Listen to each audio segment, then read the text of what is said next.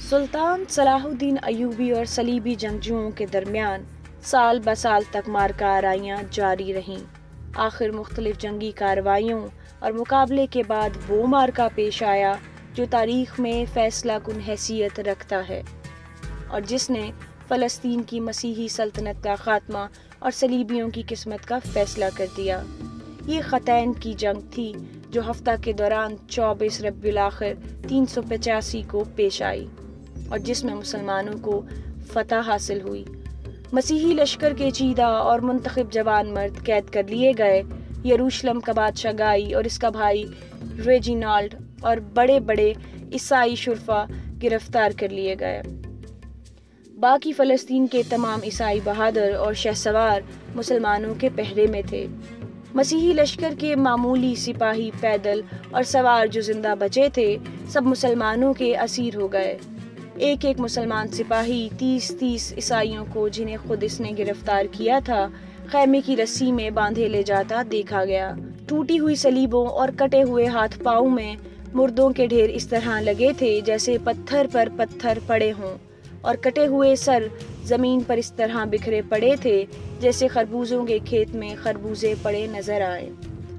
مدتوں تک جنگ کا یہ میدان جس میں یہ خونی لڑائی ہوئی تھی اور جہاں بیان کیا جاتا ہے کہ 3000 آدمی مارے گئے تھے، مشہور رہا کہ 1 سال بعد ہڈیوں کے تودے اور ڈھیر دور سے لوگوں کو یوں نظر آتے تھے کہ جیسے جانوروں کے کھانے کے بعد ٹکڑے بچے ہوئے ہوں۔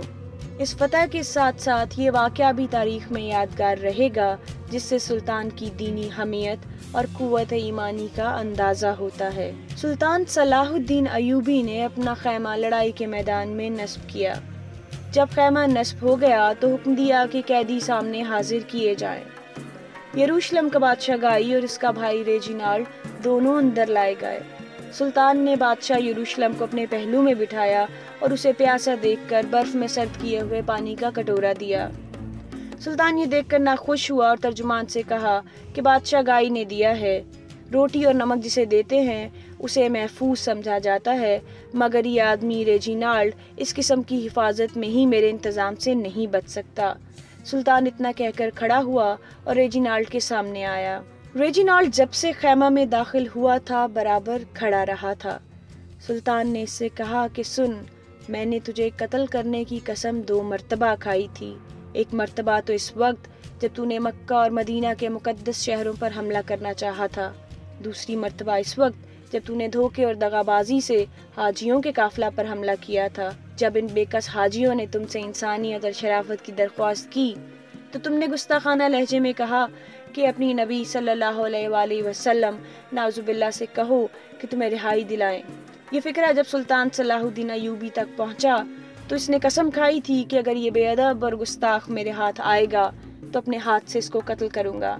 سلطان نے ریجینالڈ سے کہا کہ دیکھ اب تیری بے ادبی اور گستاخی کا انتقام لیتا ہوں۔ اتنا کہہ کر سلطان صلاح الدین ایوبی نے تلوار نکالی اور جیسا کہ عہد کیا تھا کہ ریجینالڈ کو اپنے ہاتھ سے قتل کرے گا سو اس نے کیا۔ جو کچھ رمق باقی تھی اسے پہرے داروں نے آ کر ختم کر دیا۔ بادشاہ گائی اس قتل کو دیکھ کر لرز گیا اور سمجھا کہ اب اس کی باری آئے گی۔ سلطان نے اطمینان دلایا کہ بادشاہوں کا دستور نہیں کہ وہ بادشاہ کو قتل کریں۔ تمہارے بھائی نے بار بار عہد شکنی کی تھی، اب جو گزر گیا گزر گیا۔